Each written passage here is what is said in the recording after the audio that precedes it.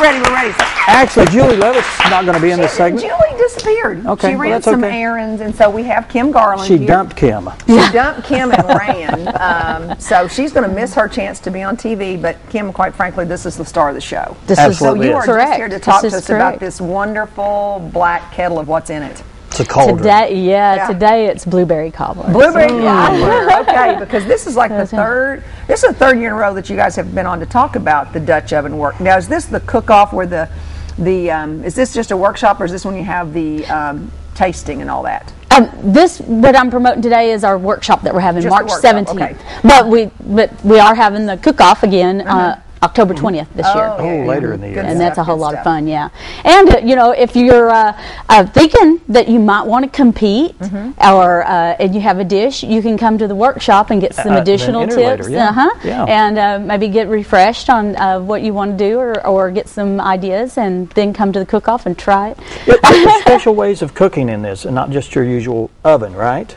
It simulates an oven. Okay. The pioneers used it back when we were settling this country. The women couldn't take their ovens with them on the wagon trains, and then there's chuck wagons for the cattle drives and stuff like that. So this was a great substitute. So they could still make their cornbreads and breads and desserts and cakes and stuff like that. But there's a science to it, right? I mean, so many briquettes to how hot it gets. Is that right? Yep. Okay. Using charcoal is the best as far as consistency in your heat, because you're trying to simulate the oven, and you can be able to take any recipe. It doesn't even have to be a Dutch oven recipe. It can be any recipe out of grandmother's old cookbook. To get that temperature, you put so many coals underneath for the heat under, and you put so many coals on top, and to get your 350-degree oven or your 425. How many coals to simulate a microwave?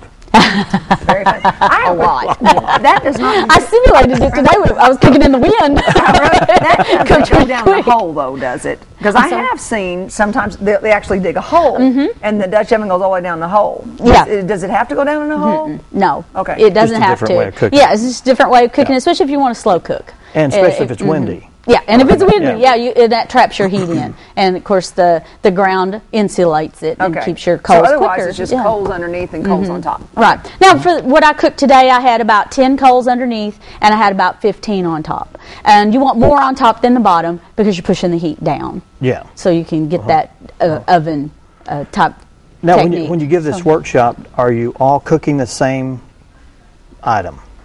Pretty much. Pretty much? Yeah. I'm going to, since it's March 17th, which is St. Patty's Day, we're going to celebrate by doing a shamrock stew. And so we'll do 2 batches of that, and then we're going to do 2 different desserts. Okay. Yeah. And then maybe make some ice cream, some mint ice cream to go with everything. Ice cream inside the Dutch oven? In a bag. Yeah. But stews I can understand. But it's the baking that when Dan and I did we're judging the Dutch oven cook-off a couple of years ago, there were cheesecakes and flans and casseroles and of course the breads and all kinds of wonderful breads. And like I said, I can understand making a stew because I can get it hot enough for that. But baking that stuff without, scorching the outside and then have this massive gooey wet stuff still in the middle. I know. It takes, well, it's wonderful because you can experiment with it and craft it, your recipe to fit the Dutch oven, over a couple of times. You perfect it every time that you do it. You'll make it better. And yes, people who do cheesecakes and stuff like that are very talented. I don't know that I could do that. And I love cooking with my Dutch oven. Now, is this a free workshop?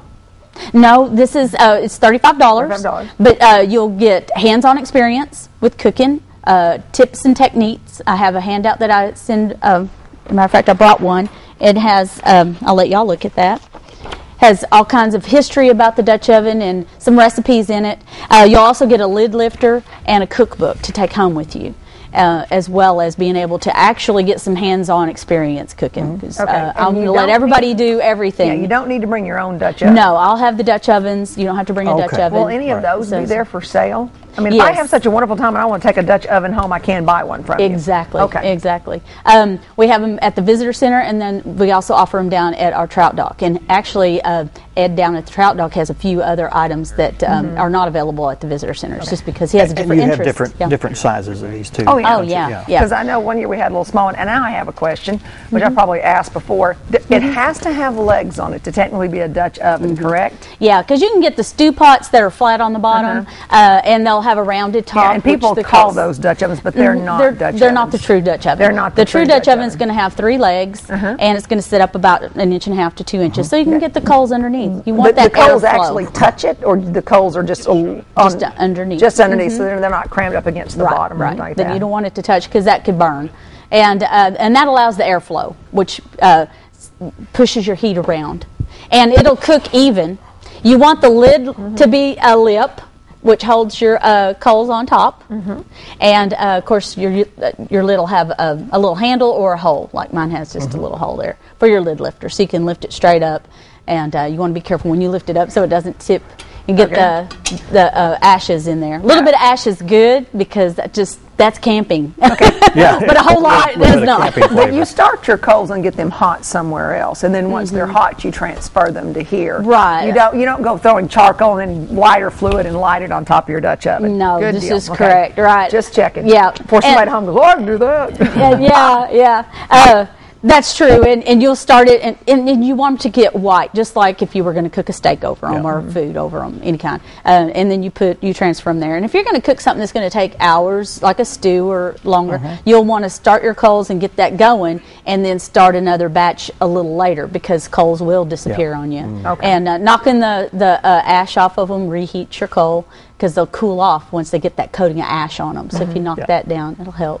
But it's tips like this that you'll learn in the workshop. And it's March 17th from 1:30 to 4. Is that a Saturday? That's a Saturday. Let's look Saturday inside. I was going to say, let's reveal what's in there. Come on, reveal what's in there, and then we'll tilt it up for everybody to see at home. Don't tilt it too far before it moves. No, it's a cobbler. It's not going to. There it is. Yeah. Moving a little. Blueberry cobbler. Is it moving a little bit? It's Like sliding it's Should around I put my finger in there? No. and How taste long it? does it take this to bake, Kim? Today it took about 45 minutes because the wind was blowing, and that's other considerations that you have to take into fact whenever you're cooking outside. Is how cold your temperature outside is, and if it's a real hot day, then it's going to cook a little faster. But today was windy, so it was taking some of my heat away, and so it took a 45 minutes. I don't think there's enough here for all the audience members. Yeah, well, especially with a bunch of junior high boys, Especially they if could you eat a lot. Yeah, Especially if you give me a big one spoon. bite. yeah, get a big spoon or whatever. Just sit it right here in my lap. Exactly. And that workshop again? Is it's going to be March 17th from 1:30 to 4 at our Pavilion 1 down by the river at the park. So at the down state by the park. river. Okay. They can call 870-445-3629 to make the reservations, and early reservations are really recommended because I'll fill up. And I'm only allowing about 20 participants for it, so that way they can get some good individualized attention from me. So and make sure you make sure you bring a spoon. Yeah. Yes. So you can taste all this good stuff. Kim's going to have spoons. I have spoons and plates. Oh, do you really? Yeah. Oh my gosh, I came good. prepared. Good. Well, we're going to take a break, and when we come back, we're going to be talking about the Bridal Twin Lakes Expo. Bridal Expo. And We have another 3 fashion brides show. and some honeymoon fashions. Okay. We'll be right back. All kinds of good stuff.